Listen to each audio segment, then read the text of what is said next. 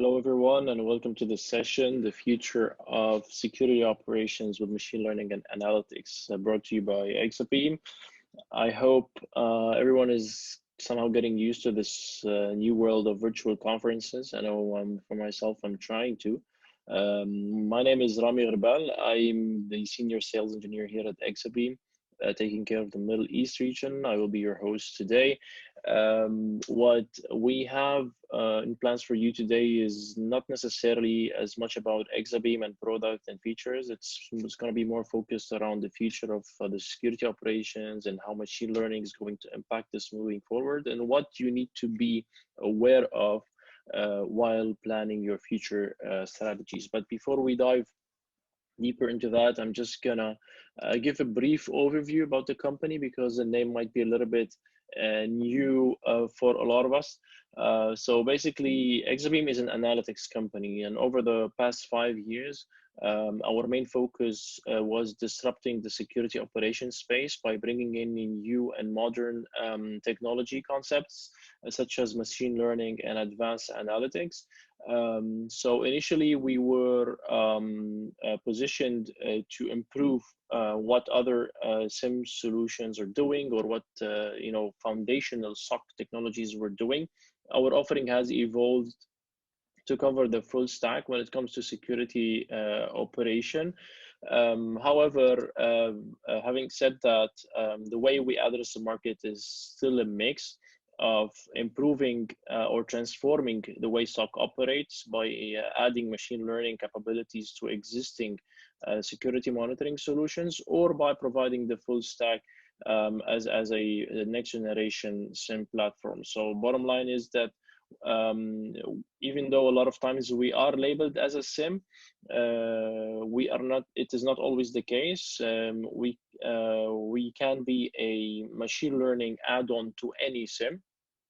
But when we are labeled as a SIM, we are a leader in Gartner Magic Quadrant for the last 3 years, and we continue to disrupt this moving forward as well. So that's all I wanted to say about the company. So if you want to talk a little bit about the future of security monitoring and security operations and where it's heading over the next few years, it's important to understand where do we stand today? Now, if we look at the world we're living through today, we have more and more vulnerabilities being discovered every day, and a subset of that is going to impact every organization. At the same time, we all know that we have some sort of a skill shortage in the cybersecurity industry. So our security teams are understaffed and overwhelmed.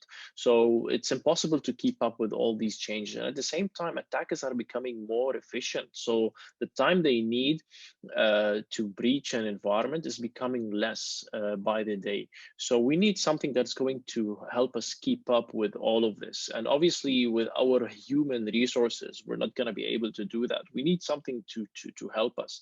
But before we dive deeper into the solution of that, I'm just going to take a minute to take you through some sort of a quick travel down the last 2 decades to understand how the security scene has evolved and where are we today and where we should be going when it comes to security operations. So when we first started talking about security, we focused on network and endpoint. So we were talking about antivirus, firewalls, and web proxies in some cases. And this is in the 90s and early 2000s. But over the past couple of decades, we have seen more evolved technologies that are more intelligent, that are context aware, that take benefit of data analytics and the intelligence that are offered in modern technologies. We have seen EDR for endpoint, we have seen next generation firewalls for network, for example. But also the security space has evolved not only to use security controls, but also to have security monitoring to make sure all the controls are working as expected. And for that, we have seen the birth of the SIM. A SIM is a technology that's been there for a couple of decades.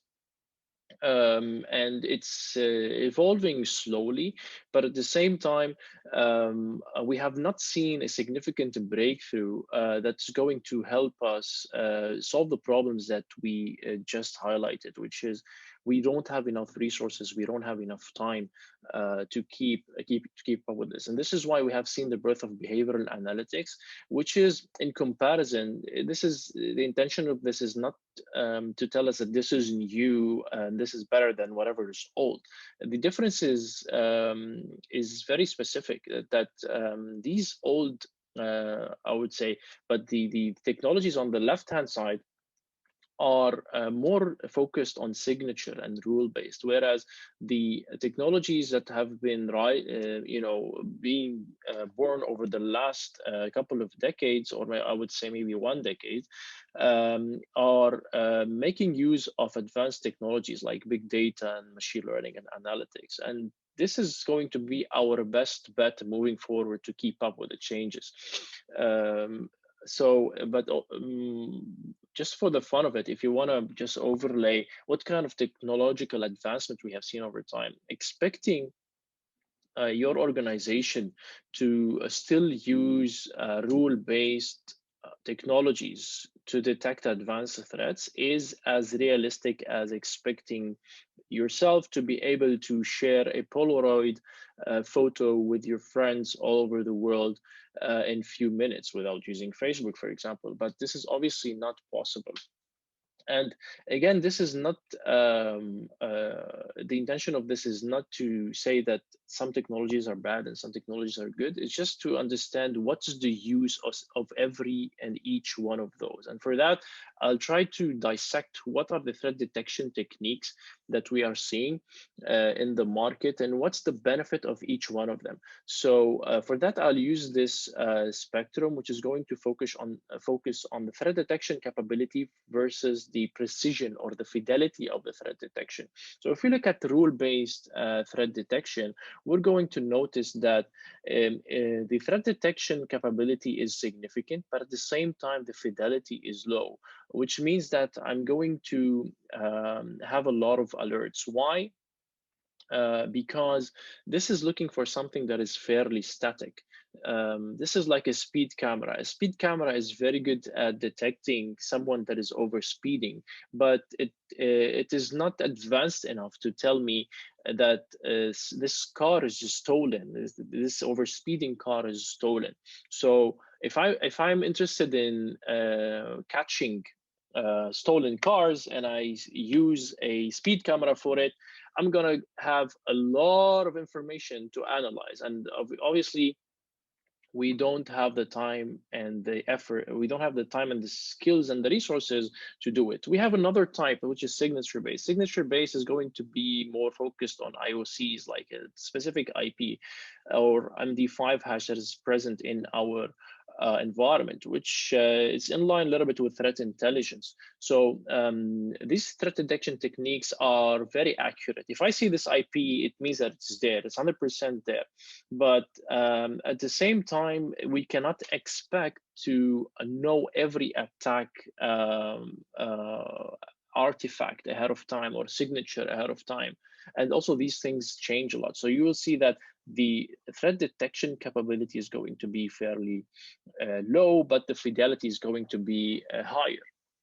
In another sense, we also have seen the rise of behavioral and machine learning threat detection techniques. So these are going to combine multiple aspects. So the first thing that's going to fix, as opposed to rule-based, it's not going to be static, it's going to be dynamic. So it's going to understand what is normal and try to help us identify if there's a change in normal. It's also going to help us on the long run to keep the fidelity under control by not just raising alerts or detecting false attacks.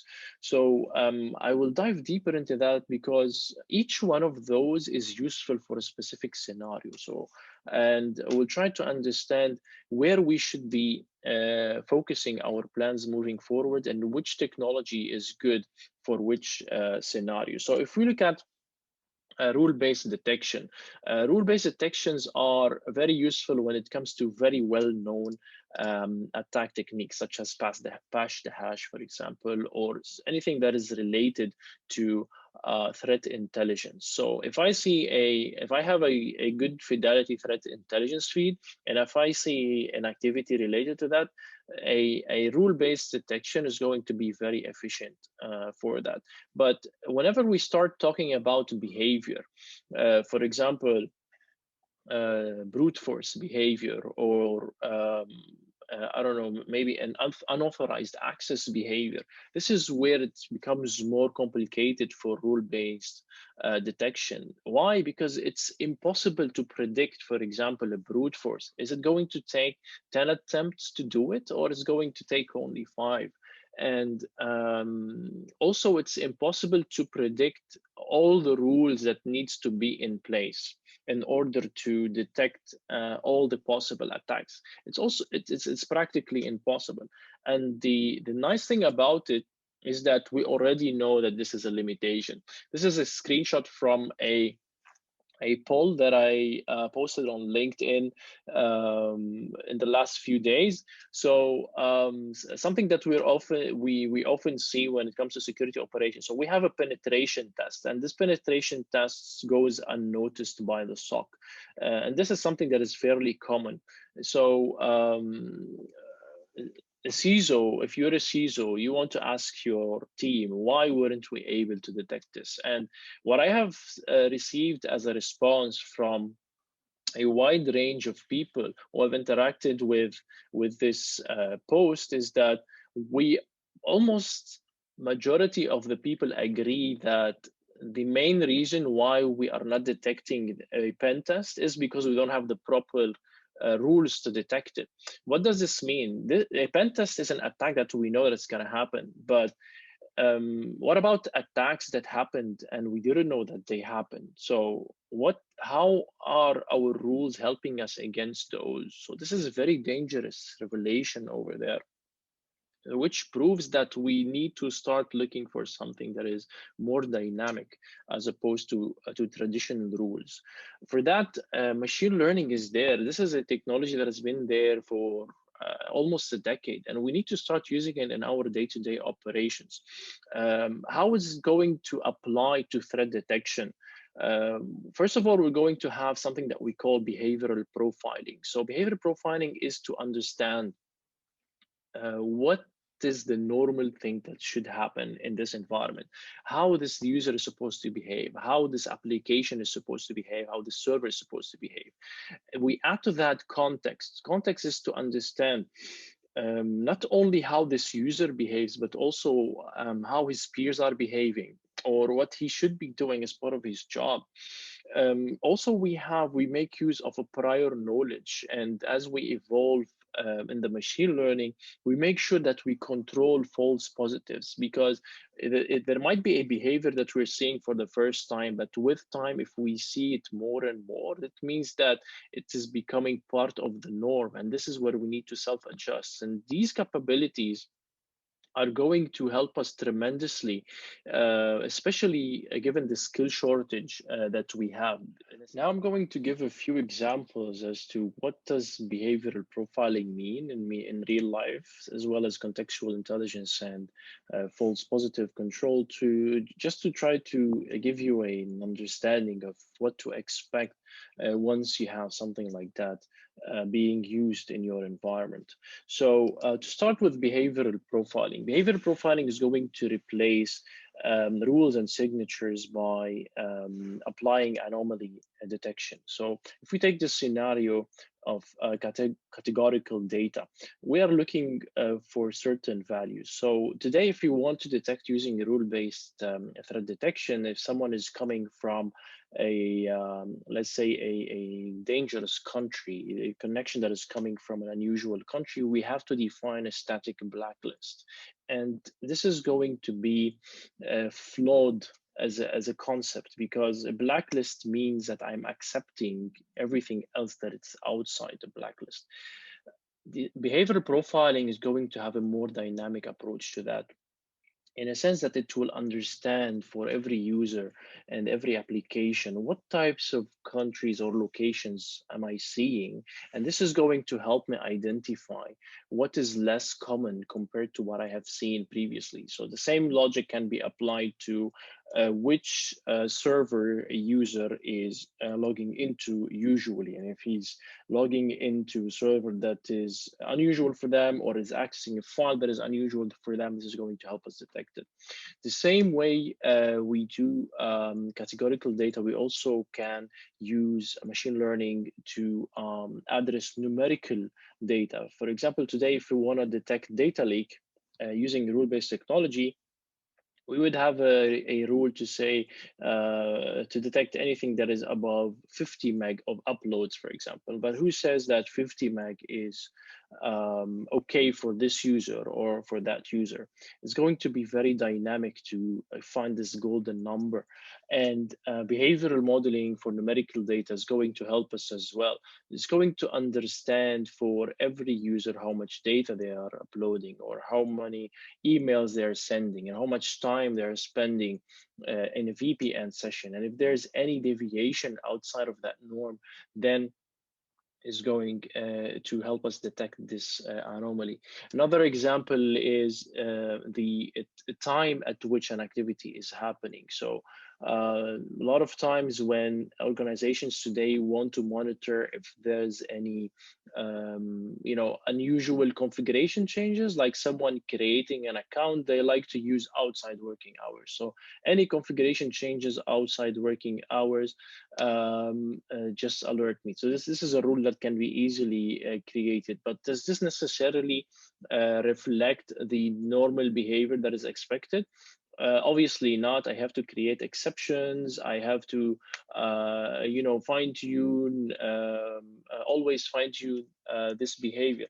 Whereas with behavioral modeling for time of the behavior, we can learn what is the usual time for every activity, and if it is happening at an unusual time, it's going to be dynamically uncovered. So this is when it comes to behavioral profiling. We also talked about context. So what does this context exactly mean? Let's take this scenario in front of us. I have two groups of people, users A, B, and C, and users X and Y. A, B, and C are usually using applications M1 to M3, whereas X and Y are using 4 to 6. Now, if I want to understand or keep an eye that none of these people have their account compromised or are doing something that is unauthorized, if I see person A accessing application M1, automatically this is going to be considered as normal for me, even if I have never seen them access this before. Why? Because people who are having similar behavior are also doing accessing application M1. So this is going to be very similar to the way Amazon or YouTube suggests, people who have bought this have also bought X, or people who have seen this video have also seen this. This is also going to help us to detect what is unusual. So people in the same category as user X have never accessed these applications, and now he's trying to access M3. So this is very useful also to detect threats. So context is going to help us reduce false positives by knowing what is probably fine, and is going to help us detect something that is more advanced to detect using context. So the outcome of this is going to replace the individual isolated alerts that come with rule-based monitoring, and are going to deliver for us something that we call machine learning assisted security monitoring. So instead of throwing alerts at us, we're going to have a pre-qualified set of observations that is going to help us to lead an intelligent risk attribution. So instead of telling you, again, back to the same example, I have these 100 cars which have violated the speed limit, I'm going to tell you I have this car which I think is a very high risk. Why? Because I have never seen this person drive a similar car before. I have never seen this car in this area before.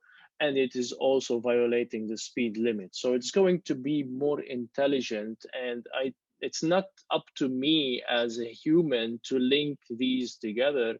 The machine learning is going to link this for me and is going to deliver a more qualified message. And this is going to help tremendously with security operations.